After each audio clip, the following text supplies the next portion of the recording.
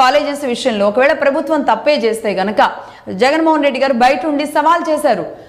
ఏమని సవాల్ చేశారు? ఎవరైనా వచ్చారు అంటే మేము అధికారంలోకి వచ్చిన తర్వాత మేము వాళ్ళందరి మీద కేసులు కట్టేసి జైల్లో పెడతాము, వాళ్ళందరి ఇది కూడా క్యాన్సిల్ చేస్తాము అని. మరి టెండరింగ్కి పిలిచినప్పుడు ఏ ఒక్క వ్యాపారి కూడా రాలేదు. ఆఖరికి నారాయణ మెడికల్ ఇన్స్టిట్యూట్స్కి సంబంధించి వాళ్ళు కూడా మెడికల్ కాలేజెస్కి సంబంధించిన టెండరింగ్లో పాల్గొనలేదు వాళ్ళు.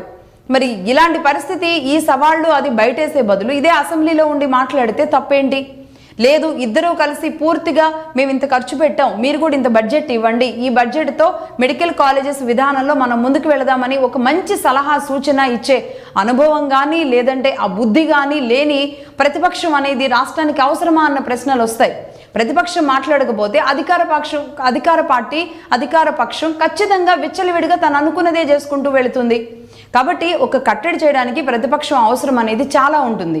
దానిని పూర్తిగా విస్మరించి నేను ఉండను, నేను ఎదురుగా నిలబడను, కేవలం అటువైపు అయితేనే కూర్చుంటాను, అధికారంలో అయితే కూర్చుంటాను తప్ప ఇటువైపు కూర్చోను అంటే ఎమ్మెల్యే పదవులకు కూడా వీళ్ళంతా రాజీనామా చేయాలి. అక్కడ ఇంకొక ఎమ్మెల్యేని గెలిపించుకుంటారో ప్రజలు, లేదంటే ఇంకేం చేస్తారో ఆ తర్వాత అసెంబ్లీ సాక్షిగా ఒక గొంతులు వినిపించే అవకాశాలు అయితే ఉంటాయి. బట్ చూస్తున్న వాళ్ళకి మాత్రం నిజంగా ఆంధ్రప్రదేశ్ పరిస్థితి ఇలాగే కొనసాగితే ఇంకొక 3 ఏళ్లలో మళ్ళీ ఎన్నికలు వస్తాయి, మళ్ళీ రెడ్డొచ్చే మొదలే అనే సామెతగానే ఉంటుంది తప్ప ఏ ఒక్కరి చేతిలోనో ఆంధ్రప్రదేశ్ అన్ని రకాలుగా అభివృద్ధిలో ముందుకు వెళుతుంది అనేది మాత్రం డౌట్గానే, వేల డౌట్లుగానే ఇది మారే అవకాశాలు స్పష్టంగా కనబడుతున్నాయి.